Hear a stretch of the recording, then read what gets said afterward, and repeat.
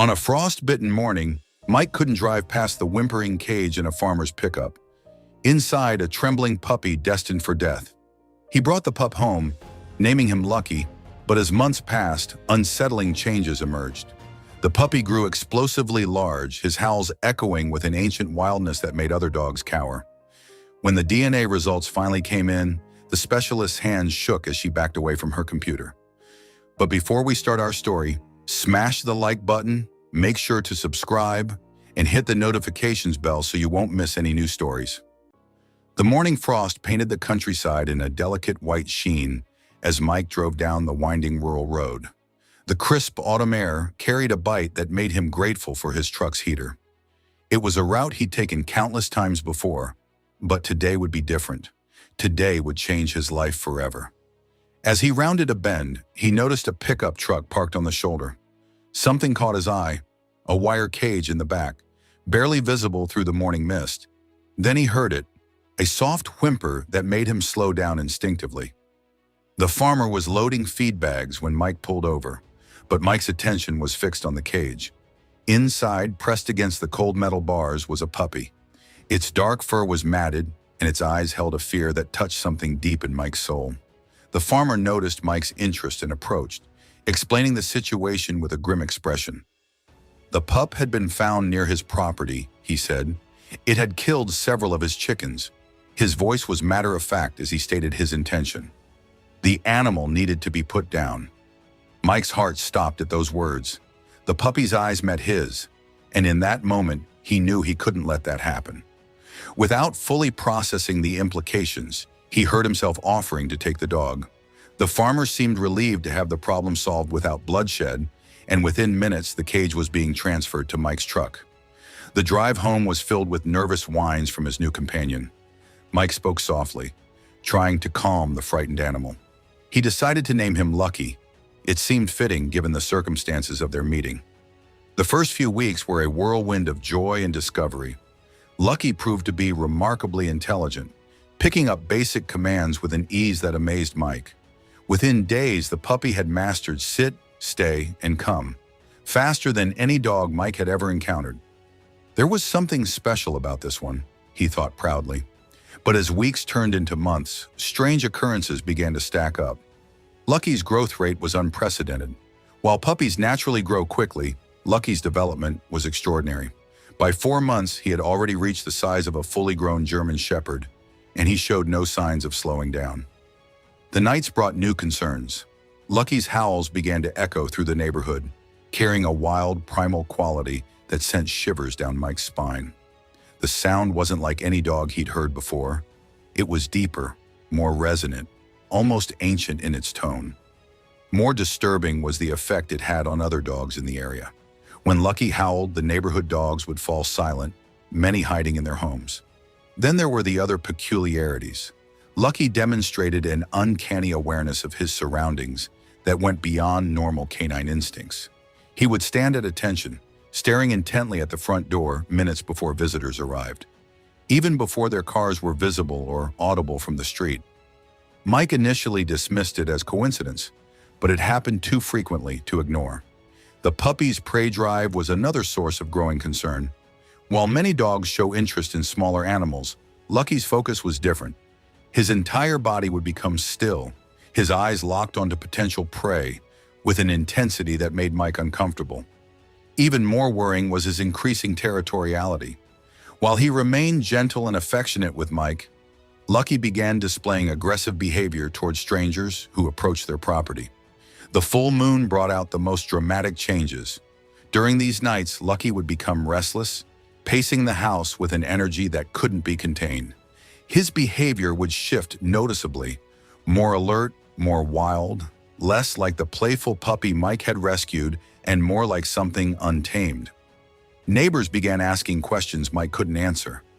What breed was Lucky? Where had he come from? Mike would fumble through vague responses, but the truth was, he had no idea. As Lucky continued to grow, his physical features developed in ways that didn't match any breed Mike could identify. His paws were massive, disproportionate even for his large size. His gait was distinctive, powerful and efficient in a way that seemed more wild than domestic. Most striking were his eyes. They held a depth of intelligence that seemed to peer right through you, carrying a wilderness that no amount of training could fully tame. It was as if an ancient spirit dwelled behind those eyes, something far older than the few months Lucky had been alive. By the time Lucky approached his first birthday, his size had become impossible to ignore. He towered over other large breeds, making even Great Danes look small in comparison. Concerned and curious, Mike began taking him to veterinarians, seeking answers about his unusual companion. The first few visits were frustrating. Each vet would examine Lucky with growing confusion, unable to definitively identify his breed. They would offer tentative suggestions, perhaps a wolf-dog hybrid, maybe some Alaskan Malamute mixed with something larger. But none seemed convinced by their own diagnoses. The breakthrough came when one specialist took a particular interest in Lucky's case. Dr. Sarah Chen had spent years studying canine genetics, and something about Lucky's features caught her attention immediately. She proposed running a comprehensive genetic test, something more detailed than the standard breed identifications. The waiting period was tense. Mike found himself checking his phone constantly for updates from Dr. Chen's office. When the call finally came, her voice was tense. She insisted on meeting in person to discuss the results. The revelation hit Mike like a physical blow.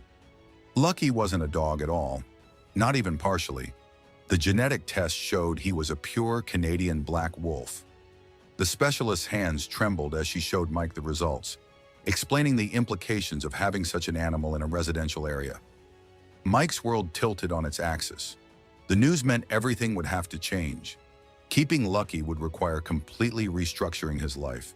He would need to obtain special wildlife permits, become certified as a wildlife expert, and construct proper enclosures that met strict regulatory requirements. The alternative was surrendering Lucky to a wildlife sanctuary. The following weeks were a blur of paperwork, phone calls, and mounting expenses. Mike's savings began to disappear as he worked to meet the various requirements. The deadline set by wildlife authorities loomed closer, and despite working overtime and cutting every possible expense, he was falling short of what was needed.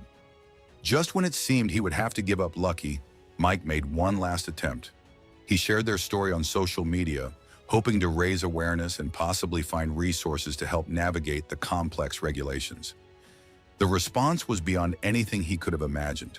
People from around the world were touched by the bond between man and wolf. Donations began pouring in, small amounts from thousands of individuals who couldn't bear to see them separated. Wildlife experts offered their expertise, helping Mike understand what he needed to do to provide Lucky with the best possible care. With the community support, Mike was able to purchase a rural property with enough land to give Lucky the space he needed. He built proper enclosures that exceeded wildlife regulations, creating an environment where Lucky could express his natural behaviors while remaining safely in human care. But the story didn't end there. Through the process of learning to care for Lucky, Mike discovered his true calling. He began transforming his property into a sanctuary, taking in other wolves and wolf hybrids that needed homes. Each new arrival brought its own challenges and rewards, but Lucky remained special, the gentle soul who had started it all. Today, Lucky stands as the largest wolf in the sanctuary, his size impressive even among his own kind. Yet he retains the gentle spirit that first captured Mike's heart on that frost-covered morning. He's become the heart of the sanctuary, inspiring Mike to continue expanding his mission of providing second chances to animals that others might fear or misunderstand. What began as a simple act of kindness, a man unwilling to let a puppy die, evolved into something far greater. Mike found his life's purpose in the most unexpected way, creating a place where misunderstood creatures could find safety and acceptance. Looking back at that morning when he first spotted the cage in the farmer's truck, Mike couldn't have imagined where that moment would lead. One split-second decision changed not only his life, but the lives of countless animals who now call his sanctuary home. And you, what would you do if you discovered your beloved pet was actually a wild animal? Would you find the strength to completely change your life to keep them safe?